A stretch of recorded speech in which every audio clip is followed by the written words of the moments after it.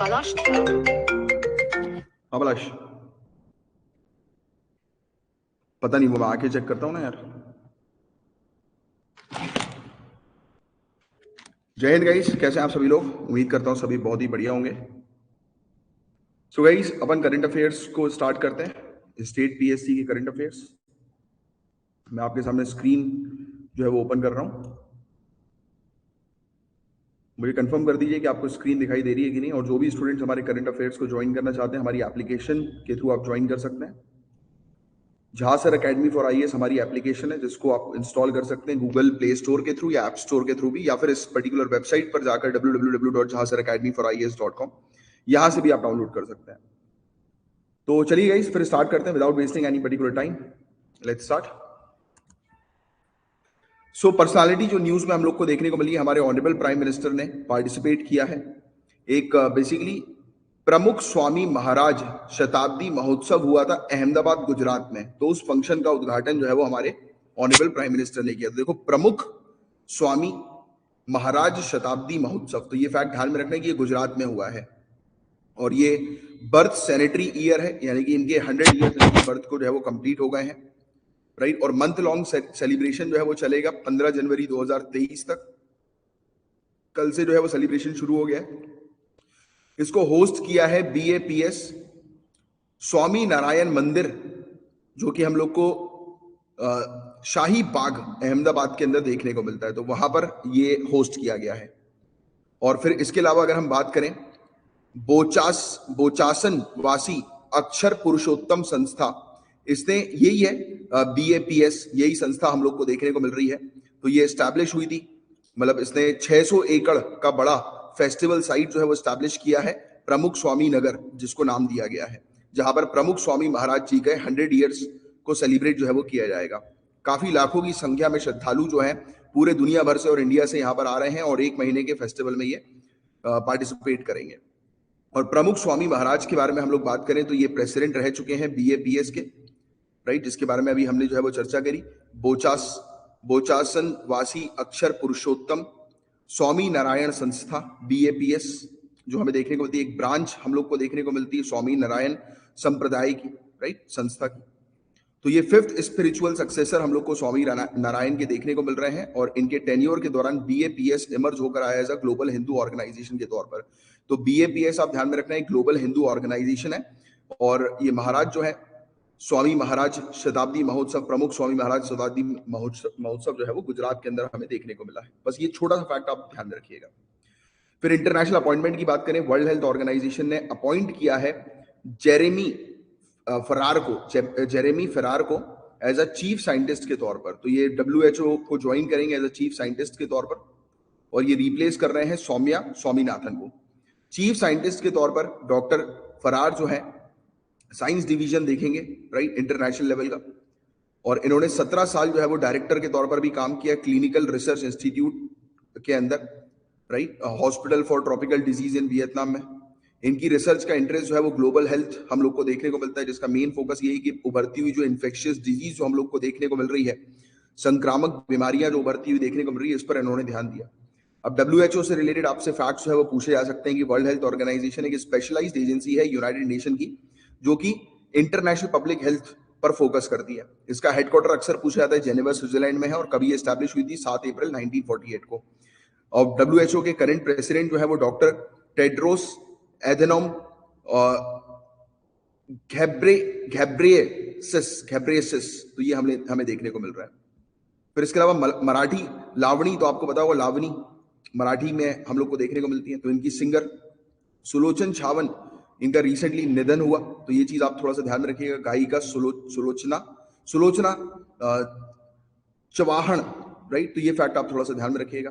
इनको पद्मश्री अवार्ड भी जो है वो मिला है 2022 मार्च में, राइट। इनको टाइटल जो है वो लावणी क्वीन ऑफ लावणी का टाइटल मिला है, राइट। तो ये फैक्ट आप ध्यान में रखिएगा। लावणी समृद्धनी का इनको वो मिला है, नेम मस्त है।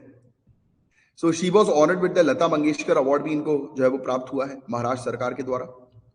और फिर इनको एक और अवार्ड जो है वो मिला है, जिस अवार्ड का नाम है, हमें देखने को मिलता है कि लोक शाहीर पठे बाबूराव पुरस्कार, लोक शाहीर पठे बापूराव पुरस्कार और राम कदम पुरस्कार। और इन्होंने कंट्रीब्यूट किया है ट्रेडिशनल महाराष्ट्रियन म्यूजिक जॉनर में, राइट, लावणी के। और लावणी जो है वो फोक थिएटर ऑफ तमाशा से एसोसिएटेड, ये तमाशा फोक थिएटर ऑफ तमाशा, ये थोड़ा सा ध्यान में रखना। लावणी की बात करें तो ये म्यूजिकल जॉनर हम लोग को देखने को मिलता है महाराष्ट्र के अंदर पॉपुलर, ये वाली चीज तो आप जानते ही होंगे, राइट। पावरफुल रिदम के लिए जो है वो जाना जाता है। इसमें ट्रेडिशनल सॉन्ग और डांस भी जो है वो होता है। और ये महाराष्ट्र के अंदर जो है वो ओरिजिनेट हुआ था 18th और 19th सेंचुरी के दौरान। और ढंगर्स या फिर शेफर्ड जो होते हैं ना, शेफर्ड जो चलाते हैं गाय बैल बछड़े वगैरह का जो चलाते हैं, तो सोलापुर में जो रहते हैं महाराष्ट्र के, जनरली वो लावणी डांस परफॉर्म करते थे। ठीक है, तो ये फैक्ट आप थोड़ा सा ध्यान में रखिएगा, राइट। और इसको फीमेल परफॉर्मर्स जो है वो परफॉर्म करते हैं। इसमें 9 यार्ड की लॉन्ग साड़ी, लंबी साड़ी जो है वो पहनी जाती है, 9 गज की। और महाराष्ट्र के अंदर और सदर्न मध्य प्रदेश के अंदर भी ये फेमस है। तो ये दोनों फैक्ट आप थोड़ा सा ध्यान में रखिएगा, लावड़ी म्यूजिक।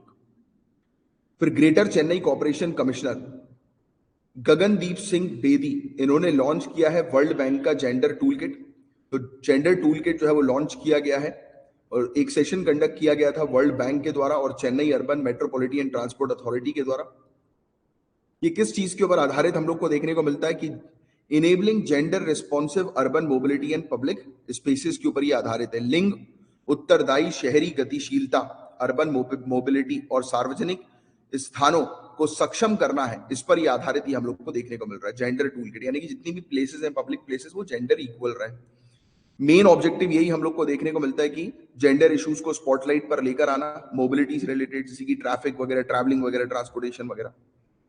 ठीक है, इसके अंदर 2 वॉल्यूम की गाइड हमें देखने को मिल रही है जो वर्ल्ड बैंक ने क्रिएट करी है और 4 पिलर इंप्लीमेंटेशन फ्रेमवर्क भी हम लोग को अर्बन बॉडीज का देखने को मिल रहा है। तो पहले पिलर के अंदर ग्राउंड सिचुएशन को एक्सेस किया जाएगा। पिलर 2 के अंदर प्लानिंग और पॉलिसी जो है उसको मजबूत बनाने पर काम किया जा रहा है। तीसरा पिलर का मेन ऑब्जेक्टिव यही कि अवेयरनेस क्रिएट करना है। और फाइनल और 4th पिलर हम लोग को देखने को मिल रहा है जो कि इंफ्रास्ट्रक्चर को इंप्रूव करने से रिलेटेड है। कुछ इंपॉर्टेंट डेज की बात करें, 14 दिसंबर, तो हर साल 14 दिसंबर को नेशनल एनर्जी कंजर्वेशन डे जो है वो सेलिब्रेट किया जाता है। इस दिन पब्लिक अवेयरनेस रेज की जाती है ग्लोबल वार्मिंग से रिलेटेड और क्लाइमेट चेंज से रिलेटेड, एज वेल एज लोगों को इंकरेज किया जाता है कि लोग बाग जो है वो एनर्जी सेव करें। और नेशनल एनर्जी कंजर्वेशन डे जो है वो सेलिब्रेट किया जाता है 14 दिसंबर को 1991 से। 2001 में ब्यूरो ऑफ एनर्जी एफिशिएंसी ने इंप्लीमेंट किया था एनर्जी कंजर्वेशन एक्ट। और ब्यूरो ऑफ एनर्जी एफिशिएंसी एक कॉन्स्टिट्यूशनल बॉडी हम लोग को देखने को मिलती है जो कि गवर्नमेंट ऑफ इंडिया के साथ काम करती है और हेल्प करती है कि जितनी भी एनर्जी सेविंग पॉलिसी और प्रोग्राम्स, यानी कि ऊर्जा बचाने को, ऊर्जा संरक्षण करने का जो जितने भी पॉलिसीज प्रोग्राम्स हमें देखने को मिलती है उसको बनाने का ये काम करती है। और एक कंट्री का अचीवमेंट जो है वो एनर्जी एफिशिएंसी में कितना है उसको बताती है। और मिनिस्ट्री ऑफ पावर जो है वो सेलिब्रेट करती है national energy conservation day new Delhi के अंदर। और इस बार चीफ गेस्ट जो है वो हमारी ऑनरेबल प्रेसिडेंट द्रौपदी मुर्मू हम लोग को देखने को मिली थी, राइट। इन्होंने विनर्स भी जो है वो घोषित किए नेशनल एनर्जी कंजर्वेशन और national energy efficiency innovation awards के। और ऑनरेबल प्रेसिडेंट ने लॉन्च किया ईवी यानी कि इलेक्ट्रिक व्हीकल यात्रा पोर्टल और मोबाइल एप्लीकेशन इस इवेंट के दौरान। और ब्यूरो ऑफ एनर्जी एफिशिएंसी ने डेवलप किया है एक मोबाइल एप्लीकेशन कन्वीनियंस के लिए इलेक्ट्रिक व्हीकल्स ड्राइवर के, राइट। जैसे कि इलेक्ट्रिक व्हीकल चार्जर स्टेशन जो है, यानी कि चार्जिंग स्टेशन जो है वो इलेक्ट्रिक व्हीकल के ड्राइवर जो है वो देख सके कि कहाँ पर है, लोकेट कर सके। ब्यूरो ऑफ एनर्जी एफिशिएंसी ने एक पोर्टल, एक वेबसाइट भी क्रिएट करी है जो कि इंफॉर्मेशन देगी अलग अलग स्कीम के बारे में, सेंट्रल और स्टेट लेवल की, जिसके थ्रू हम इलेक्ट्रिक व्हीकल्स को प्रमोट कर सकें। इलेक्ट्रिक व्हीकल यात्रा पोर्टल, इस वेबसाइट के थ्रू चार्जिंग पॉइंट ऑपरेटर जो है वो रजिस्टर कर सकते हैं अपनी डिटेल्स नेशनल ऑनलाइन डेटाबेस के अंदर और बता सकते हैं यात्रियों को कि कहाँ पर ये है charging station. United states of America ने एक हिस्टोरिक ब्रेक थ्रू जो है वो क्रिएट किया न्यूक्लियर पावर प्रोसेस के दौरान क्लीन और अफोर्डेबल एनर्जी का। तो यूनाइटेड स्टेट्स ने एक स्पेशल ब्रेक थ्रू हम लोग को यूनाइटेड स्टेट्स की तरफ से जो है वो देखने को मिल रहा है। मतलब कि यूनाइटेड स्टेट्स ने एक बहुत ही बेहतरीन सफलता हासिल करी है न्यूक्लियर पावर प्रोसेस में, यानी कि न्यूक्लियर पावर में, जिसके थ्रू ये नियर लिमिटलेस क्लीन एनर्जी को प्रॉमिस कर रहे हैं कि ये क्लीन एनर्जी जो है वो न्यूक्लियर पावर के थ्रू जनरेट करेंगे। ये क्लाइमेट चेंज की प्रॉब्लम को टैकल करने में एक अच्छा काम करेगी। रिसर्चर्स जो हम लोग को लॉरेंस लिवरमोर नेशनल लेबोरेटरी के देखने को मिल रहे हैं कैलिफोर्निया के अंदर, उन्होंने पहली बार इस चीज का डेमोन्स्ट्रेशन दिया है, बताया है कि किस प्रकार से फ्यूजन रिएक्शन जो है वो एनर्जी जनरेट करेगा और इसको नेट एनर्जी गेन जो है वो कहा गया है। और इस रिएक्शन को अचीव करने के लिए रिसर्चर्स ने 192 जायंट लेजर का उपयोग किया है, राइट। 1 सेंटीमीटर लंबी गोल्ड सिलेंडर के अंदर, जिसको कहा गया है हो हॉल राउंड, राइट। तो ये फैक्ट ध्यान में रखना। और ऑफिशियल्स ने पॉइंट आउट किया है कि अचीवमेंट जो है वो बेसिकली नेशनल डिफेंस की फील्ड में भी जो है वो प्रोग्रेस लेकर आएगा और क्लीन एनर्जी को फ्यूचर में जो है वो जनरेट करने का काम करेगा। और 1 किलोग्राम फ्यूजन फ्यूल जो है ये हाइड्रोजन के हैवी फॉर्म, जिसे हम लोग ड्यूट्रियम, ये नाम आपने सुना होगा, इससे जो है वो बनाया गया है, और ट्रिटियम से बनाया गया है, जो कि इतनी एनर्जी जो है वो जनरेट करेगा जो कि फॉसिल फ्यूल की 10 किलोग्राम्स की हम लोग को जो है वो देखने को मिलती है। न्यूक्लियर फ्यूजन की बात करें तो न्यूक्लियर फ्यूजन एक मैनमेड प्रोसेस हम लोग को देखने को मिलती है, जब भी दो या दो से ज्यादा एटम्स एक दूसरे को ज्वाइन करते हैं, राइट, और एक लार्जर एटम में जो है वो कन्वर्ट होते हैं, बनते हैं, तो उसको न्यूक्लियर फ्यूजन बोलते हैं। फ्यूजन मतलब दो और दो से ज्यादा एटम्स का फ्यूजन होना। इस प्रोसेस के दौरान बहुत ज्यादा एनर्जी जो है वो जनरेट होती है हीट के फॉर्म में, और फ्यूजन जो है वो सिर्फ तभी होता है जब एटम्स जो है वो एक्सट्रीम हीट और प्रेशर में होते हैं। अब उत्तराखंड से रिलेटेड एक न्यूज हम लोग को देखने को मिल रही है कि उत्तराखंड प्लान कर रही है कि ये जेनेटिक बद्री काऊ, बद्री गाय जो हम लोग को देखने को मिल रही है, उनका जेनेटिक एनहांसमेंट करेगी, यानी कि जेनेटिकली उनके नंबर्स को बढ़ाएंगी। तो ऑफिशियल जो है स्टेट एनिमल हस्बेंड्री डिपार्टमेंट के, तो इन्होंने चिंतन शिविर के तहत एक प्रपोजल रखा कि सेक्स सॉर्टेड सीमन टेक्नोलॉजी का ये उपयोग करेंगे, जिसके थ्रू ये बद्री गाय जो है उत्तराखंड की, उसकी नंबर्स को जो है वो इंक्रीज करेंगे। तो स्टेट का मेन एम यही है कि अगले 10 सालों में इनके नंबर्स को जो है वो बढ़ाना। इन्होंने ये भी कहा है कि एम्ब्रियो ट्रांसफर टेक्नोलॉजी को ये अडॉप्ट करेंगे, जिसके थ्रू बद्री जो सांड है वो सीमन प्रोडक्शन जो है वो बना सके। और इस पर्पस के लिए स्टेट ने स्टैब्लिश किया है एक nucleus breeding bull mother farm Badri cattles के लिए, और ये बेसिकली चंपावत डिस्ट्रिक्ट के एक गांव नरियाल के अंदर हम लोग को देखने को मिल रहा है। और बद्री गाय जो है, ये फैक्ट ध्यान में रखना, ये पहली रजिस्टर कैटल ब्रीड हम लोग को उत्तराखंड की देखने को मिलती है, जिसको सर्टिफिकेशन दिया है national bureau of animal genetic resources के द्वारा। बद्री गाय का मिल्क प्रोडक्शन कैपेसिटी बहुत ही ज्यादा कम है, और MOET multiple ovulation embryo transfer, ये एक कन्वेंशनल एम्ब्रियो फ्लश प्रोसीजर हमें देखने को मिलता है, जिसके थ्रू इस गाय के मतलब प्रोडक्शन, यानी कि मिल्क प्रोडक्शन को बढ़ाया जाएगा और गाय की संख्या बढ़ाई जाएगी। फिर ART टेक्नोलॉजी के बारे में आपको पता होगा, असिस्टेड रिप्रोडक्टिव टेक्नोलॉजी जिसको हम लोग बोलते हैं, जिसके थ्रू ये एम्प्लॉयमेंट भी जनरेट करेंगे, और 50 करोड़ रुपए तक की एंटरप्रेन्योरशिप की कॉस्ट इसमें हम लोग को देखने को मिल रही है। हेथा ऑर्गेनिक्स जो है वो बेचेगी बद्री काऊ के प्रोडक्ट्स को ऑनलाइन, और उत्तराखंड कोऑपरेटिव डेयरी जो है, डेयरी फेडरेशन, ये सेल आउट करेगी बद्री घी को आंचल नाम से। और बद्री ब्रीड जो है वो हम लोग को देखने को मिल रहा है, इसका नाम जो पड़ा है वो चार धाम के नाम पर जो है पड़ा है, बद्रीनाथ के नाम पर। चार धाम में से एक धाम बद्रीनाथ हमें देखने को मिलता है, तो उसी के नाम पर पड़ा है। ये छोटी साइज की गाय हम लोग को देखने को मिलती है, लंबे लंबे इसके पैर हम लोग को देखने को मिलते हैं, ब्लैक ब्राउन रेड व्हाइट और ग्रे कलर की भी ये गाय हम लोग को नजर आती है। बद्री ब्रीड जो है वो डिजीज रेजिस्टेंट होती है, मतलब किसको ज्यादा डिजीज वगैरह जो है वो नहीं लगती, क्योंकि उसकी ईटिंग हैबिट्स के कारण। और बद्री गाय जो है वो मतलब इकलौती हमें देखने को मिलती है गाय जो कि हर्ब खाती है, यानी कि जड़ी बूटियां जो है वो खाती है, और इसलिए इसका मिल्क जो होता है वो बहुत ही, उसकी मेडिसिनल कंटेंट उसके मिल्क में बहुत ज्यादा होता है, यानी कि उसका मिल्क पीने से, दूध पीने से बहुत सारी बीमारियां जो है वो खत्म हो सकती हैं। उसका यूरिन भी जो है उसकी भी हाई वैल्यू हम लोग को देखने को मिलती है।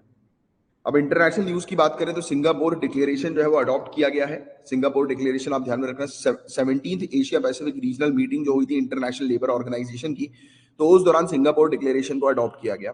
सिंगापुर डिक्लेरेशन 9 दिसंबर 2022 को अडॉप्ट किया गया। डिक्लेरेशन के अंदर 10 पॉइंट की प्रायोरिटीज है कि नेशनल एक्शन हम लोग को क्या क्या लेना है। तो मेंबर कंट्रीज जो है ये डील करेंगी किन इश्यूज के साथ, तो वर्कर्स की वेजेस जो कम हो रही हैं, महंगाई जो बढ़ रही है, अनएम्प्लॉयमेंट जो है, तो उससे रिलेटेड। तो सिंगापुर डिक्लेरेशन लेबर से रिलेटेड है, आप ध्यान में रखना, लेबर ऑर्गेनाइजेशन से रिलेटेड, और जो लेबर्स हैं उनको जो पैसा कम मिल रहा है इस मुद्दे पर डील करेंगे। महंगाई जो बढ़ रही है जिसको वो टैकल नहीं कर पा रहे हैं लेबर्स, तो उस पर बात की जाएगी, और अनएम्प्लॉयमेंट पर। ये कुछ पॉइंट्स हम लोग को इसमें देखने को मिल रहे हैं। अलग अलग गवर्नमेंट के रिप्रेजेंटेटिव्स ने एग्री किया है कि ये मिलकर जो है बातचीत करेंगे, और लेबर मार्केट के जो प्रॉब्लम्स, जो चैलेंजेस जो आ रही हैं उसको रिजॉल्व करेंगे, क्योंकि कोविड-19 पैंडेमिक, फिर नेचुरल डिजास्टर, इकोनॉमिक अनसर्टेनिटी के कारण लेबर्स को काफी प्रॉब्लम्स आ रही हैं। तो डिक्लेरेशन ने कहा है सरकार को कि वो इंश्योर करेंगे लेबर प्रोटेक्शन, और ये भी कहा गया है कि आप जेंडर गैप जो है वो बंद करें जितना हो सके उतना, राइट। और वुमेन लेबर को लेबर फोर्स पार्टिसिपेशन में इंक्रीज करवाएं, इक्वल पे जो है वो उनको मिलना चाहिए इक्वल काम के लिए, बैलेंस वर्क और रिस्पॉन्सिबिलिटी जो है वो देनी चाहिए, और प्रमोट करो वुमेन की लीडरशिप लेबर मार्केट में। फिर आर्ट एंड कल्चर से रिलेटेड हम लोग को एक न्यूज देखने को मिल रही है कि इंडिया की सबसे लार्जेस्ट कंटेम्प्रेरी आर्ट एग्जीबिशन जो है वो कोची में ऑर्गेनाइज किया। चीफ मिनिस्टर केरला के नाम याद रखना है, पिनरई विजयन, इन्होंने उद्घाटन किया है 5वें एडिशन का आर्ट एग्जीबिशन का, ये basically fort Kochi parade ground में ये किया गया है। 5वां कोची मुजीरिस बाइनियल ये स्टार्ट हुआ है कोची के अंदर, हम लोग को जो है वो देखने को मिल रहा है केरला में, और लार्जेस्ट कंटेम्प्रेरी आर्ट एग्जीबिशन है इंडिया का। इसके अंदर 200 मेजर क्रिएटिव प्रोजेक्ट्स 90 आर्टिस्ट के शोकेस किए जा रहे हैं अलग अलग कंट्रीज के, और 10 अप्रैल तक जो है ये चलेगा, मतलब 2023 तक। एग्जीबिशन का टाइटल है in our veins flow ink and fire. बहुत ही बढ़िया है कि हमारी रगों में स्याही और आग बहती है, तो ये इसका शीर्षक हम लोग को देखने को मिल रहा है, राइट। ये भी ध्यान में रखना, शुभुगी राव ये आर्टिस्ट है, इंडियन ओरिजिन आर्टिस्ट, इनके द्वारा ये टाइटल दिया गया, और 4 साल के गैप के बाद ये एग्जीबिशन ऑर्गेनाइज किया जा रहा है। इसका लास्ट एडिशन जो हुआ था वो 2018 में हुआ था। और कोची मुजीर्स बिएनेल ये लॉन्च किया गया था 2012 में, और इस साल 10th एनिवर्सरी इस आर्ट एग्जीबिशन की हमें देखने को मिल रही है। नेशनल अपॉइंटमेंट की बात करें तो केवी शाहजी, इनको अपॉइंट किया गया है नाबार्ड के चेयरमैन के तौर पर। ये डेप्यूटी मैनेजिंग डायरेक्टर नाबार्ड के रह चुके थे 21 मई 2020 तक, और नाबार्ड ज्वाइन करने से पहले इन्होंने कैनरा बैंक में भी काम किया था। और इनका एक इंपॉर्टेंट रोल ये था कि जब इन्होंने सिंडिकेट बैंक और कैनरा बैंक जब मर्ज हो रहा था तो उस समय इनका एक इंपॉर्टेंट रोल हम लोग को देखने को मिला था। इन्होंने एनपीसीआई के लिए भी काम किया है, और इंडियन ओरिजिन सुष्मिता शुक्ला ये पहली वाइस प्रेसिडेंट हम लोग को देखने को मिली है, और चीफ ऑपरेटिंग ऑफिसर हम लोग को देखने को मिली है federal reserve bank of New York की। इनका अपॉइंटमेंट जो है वो मार्च 2023 से जो है वो शुरू होगा। ये बैंक की 2nd रैंक ऑफिसर बनेंगी प्रेसिडेंट और सीईओ के बाद, जॉन सी विलियम्स के बाद। और national bank for agriculture and rural development ये नाबार्ड का फुल फॉर्म है, 1982 में ये बनाया गया। इसका हेडक्वार्टर मुंबई में है, याद रखिएगा, मिनिस्ट्री ऑफ फाइनेंस के अंडर ही आती है, ये फैक्ट आप ध्यान में रखना। अब नेशनल न्यूज की बात करें, राष्ट्रीय समाचार की, तो इंडिया का 6ठा वंदे भारत ट्रेन जो है वो ऑनरेबल प्राइम मिनिस्टर ने नागपुर से बिलासपुर रूट पर जो है वो स्टैब्लिश किया है, राइट। इंडिया का 6ठा वंदे भारत एक्सप्रेस बिलासपुर छत्तीसगढ़ जो है, और वहां से नागपुर महाराष्ट्र के रूट में ये चलेगी। साउथ ईस्ट सेंट्रल रेलवे जो है वो ऑपरेट कर रही है बिलासपुर नागपुर वंदे भारत एक्सप्रेस। ये हफ्ते में 6 दिन जो है वो चलेगी। इसका स्टॉपेज रायपुर दुर्ग गोंडिया होगा, और ये बेसिकली जर्नी जो है वो 5 घंटे 20 मिनट में कंप्लीट कर लेगी। और maximum speed Vande Bharat express की 160 किलोमीटर प्रति घंटे की हमें देखने को मिलेगी। और वंदे भारत एक्सप्रेस जो है इंडिया की पहली सेमी हाई स्पीड ट्रेन हम लोग को देखने को मिल रही है, जिसमें वर्ल्ड क्लास पैसेंजर एमिनिटीज है। इसकी फोटोज वगैरह वीडियोस वगैरह बहुत देखी होंगे आपने। ऑनरेबल प्राइम मिनिस्टर ने लॉन्च किया है फेज 1 नागपुर मेट्रो का भी, और उन्होंने उद्घाटन किया है फेज 1 हिंदू हृदय सम्राट बाबा साहेब ठाकरे महाराज समृद्धि महामार्ग का, जो कि नागपुर और शिरडी को कनेक्ट करेगा। इन्होंने एम्स नागपुर भी डेडिकेट किया है नेशन को, और उन्होंने फाउंडेशन स्टोन जो है वो रखा है, आधारशिला जो है वो रखी है कि ये नागपुर रेलवे स्टेशन को और अजीनी रेलवे स्टेशन को रीडेवलप करेंगे। ऑनरेबल प्राइम मिनिस्टर ने national institute of one health NIO Nagpur का भी ये आधारशिला रखी है, फाउंडेशन स्टोन रखा है। ऑनरेबल प्राइम मिनिस्टर ने एक और फाउंडेशन स्टोन रखा है एक प्रोजेक्ट के लिए, जिसके थ्रू पॉल्यूशन जो है वो कम किया जाएगा नाग नदी में नागपुर की। अब एग्रीमेंट की बात करें तो अरेंजमेंट हम लोग को इंडिया और साउथ कोरिया के बीच में ये एग्रीमेंट होगा। एग्रीमेंट हम लोग को इंडिया और साउथ कोरिया के बीच में जो है वो देखने को मिल रहा है EDCF लोन ऑफ कोरियन के तहत हम लोग को देखने को मिल रहा है। लगभग ये साइन जो हुआ है 1495.68 करोड़ रुपीस का, ये बेसिकली लोन एग्रीमेंट जो है वो साइन हुआ है। Economic development corporation fund loan जो है बताया जा रहा है, जिसके थ्रू एक intelligent transport system Nagpur Mumbai super communication expressway project में लगाया, यानी कि ये पैसा Nagpur Mumbai super communication expressway project पर हमें देखने को मिल रहा है। मेन ऑब्जेक्टिव यही है कि ट्रैफिक मैनेजमेंट करना, राइट, और ये intelligent traffic management system establish करेंगे, जिसके थ्रू टोल मैनेजमेंट को एफिशिएंट तरीके से जो है वो टोल मैनेजमेंट का काम होगा, और टोल कलेक्शन सिस्टम भी जो है वो सेटअप किए जाएंगे। साउथ कोरिया जो है वो इंडिया की ऑफिशियल डेवलपमेंट असिस्टेंस पार्टनर हमें देखने को मिल रही है इस प्रोजेक्ट को डेवलप करने के लिए सिंस 2016, और ये पहला प्रोजेक्ट हमें देखने को मिलेगा जिसको EDCF जो है वो लोन फंड करेगी, साउथ कोरियन गवर्नमेंट फंड करेगी। और ये बायलैटरल रिलेशनशिप इंडिया और साउथ कोरिया के बीच में अपग्रेड किए गए हैं स्पेशल स्ट्रेटेजिक पार्टनरशिप के तहत 2015 से। नेशनल न्यूज की बात करें तो 8वां Indian International Science Festival organise किया जा रहा है भोपाल के अंदर जनवरी 2023 को। 14वां इवेंट हम लोग को देखने को मिलेगा, मतलब 14 इवेंट्स हम लोग को देखने को मिलेंगे जो ऑर्गेनाइज किए जाएंगे 21 से 24 जनवरी 2023 को Maulana Azad institute of technology MANET के अंदर, मैनेट भोपाल में ये किया जाएगा। और इसके अलावा इंटरनेशनल साइंस फेस्टिवल जो हम लोग को, इंडिया इंटरनेशनल साइंस फेस्टिवल जो है वो इनिशिएटिव किसका है, मिनिस्ट्री आपको ध्यान में रखनी है, ministry of earth science and technology. आपको ये फैक्ट थोड़ा सा ध्यान में रखना है, ministry of science and technology and earth science. और ये बताया जा रहा है कि विजनना भारती के एसोसिएशन के साथ जो है वो किया जा रहा है और ऑर्गेनाइज किया जा रहा है कि इंडिया के अचीवमेंट जितने भी है साइंस एंड टेक्नोलॉजी और इनोवेशन की फील्ड में, तो उसको और वो किया जाएगा, शोकेस किया जाएगा, मार्कआउट किया जाएगा। और फेस्टिवल जो है वो अपॉर्चुनिटी प्रोवाइड कराएगा लोगों को और साइंटिफिक फैटर्निटी को, यानी कि जो भी साइंस की फील्ड से लोग हैं वो एक साथ आए, मिलकर काम करें और साइंस की का एक्सपीरियंस लें। और 8,000 से भी ज्यादा डेलीगेट्स अलग अलग कंट्री के अलग अलग पार्ट से जो है वो यहाँ पर शामिल होंगे। और 2015 में ये शुरू होगा और पहला और दूसरा एडिशन IISF का हम लोग को देखने को मिला था, न्यू दिल्ली के अंदर हुआ था। और student science village, young scientist conference, Vigyanika etcetera, ये मेन अट्रैक्शन इस फेस्टिवल के हमें देखने को मिलेंगे। और international science film festival of India एक और हाईलाइट इस फेस्टिवल का हम लोग को देखने को मिलेगा। फिर नेक्स्ट न्यूज स्कीम के बारे में बात करें तो सरकार इंप्लीमेंट कर रही है न्यू इंडिया लिटरेसी प्रोग्राम 5 सालों के लिए। तो न्यू इंडिया लिटरेसी प्रोग्राम जो है वो इंप्लीमेंट की जाएगी 2022-23 से 2026-27 के पीरियड में, 5 सालों के पीरियड में। टारगेट ये है कि 5 करोड़ लर्नर्स को जो है वो 5 साल के अंदर जो है वो टारगेट करना, राइट, कि उनको जो है वो लिटरेट बन जाए वो, राइट, पढ़ना लिखना जो है उनको अच्छे से आ जाए। और न्यूमेरेसी यानी कि mathematical calculation, basic mathematical calculation वो कर सकें। तो 5 मेन ऑब्जेक्टिव इसके यही है। एक तो पहली चीज तो ये फाउंडेशन लिटरेसी और न्यूमेरेसी, फिर critical life skills, vocational skills यानी कि उनको कुछ स्किल सिखाई जाए जिससे कि उनकी आजीविका बेहतर हो सके, बेसिक एजुकेशन दी जाए और वो अपनी एजुकेशन को कंटिन्यू करे। इस पर मेनली टारगेट किया जा रहा है, राइट। मेन चैलेंज इंप्लीमेंटेशन का ये है कि opening and mapping of all bank accounts of single nodal agency and implementing agencies in all the states with the public financial management system. तो जितने भी यानी कि इंप्लीमेंट करेंगे जो भी इस पर्टिकुलर प्रोजेक्ट को, तो उनको फंडिंग जो है वो टाइम पर मिल सके, वो एक बड़ा चैलेंज है। तो टोटल फाइनेंशियल आउटले 5 सालों के लिए 1037.90 करोड़ रुपए रखा गया है और सेंटर और स्टेट का शेयर इसमें 60-40 का हम लोग को देखने को मिलेगा, राइट। तो ये चीज हम लोग को देखने को मिल रही है, एक्सेप्ट नॉर्थ ईस्टर्न रीजन और हिमालयन स्टेट्स। और पहला स्टेप इस प्रोग्राम के अंदर आइडेंटिफाई किया जा रहा है बेनिफिशियरी को और वॉलंटियर टीचर्स को, और वॉलंटियर टीचर्स को ट्रेन किया जाएगा कि किस प्रकार से वो अपना मॉड्यूल जो है वो तैयार करें ऑनलाइन, राइट, ऑनलाइन मॉड्यूल। और सेंसस 2011 के अकॉर्डिंग नॉन लिटरेट्स हमारी कंट्री के अंदर 15 साल या उससे ऊपर के जो हैं वो 25.76 करोड़ है, यानी कि बहुत भारी मात्रा में लोग जो है वो लिटरेट नहीं है हमारी कंट्री के अंदर। तो ये कुछ फैक्ट्स हैं जिसको आपको थोड़ा सा ध्यान में रखना है, जो मैंने भी आपको बताया। अब जो चीज मैंने आपको पढ़ाई है उससे रिलेटेड अब अपन MCQ जो है वो कवर करते हैं, राइट। मैं आपसे 2 मिनट का समय लूंगा, 2 मिनट के बाद मैं फिर से जो है वो लाइव आ रहा हूँ 2-3 मिनट के बाद, और आप बिल्कुल रेडी रहिए। जितनी भी चीज आपने पढ़ी है उससे रिलेटेड जस्ट अभी के अभी अपन पूरी चीज रिवाइज करते हैं और आपके सामने एक MCQ फॉर्मेट जो है वो अभी लेकर आ रहा हूं मैं। चलो, जय हिंद।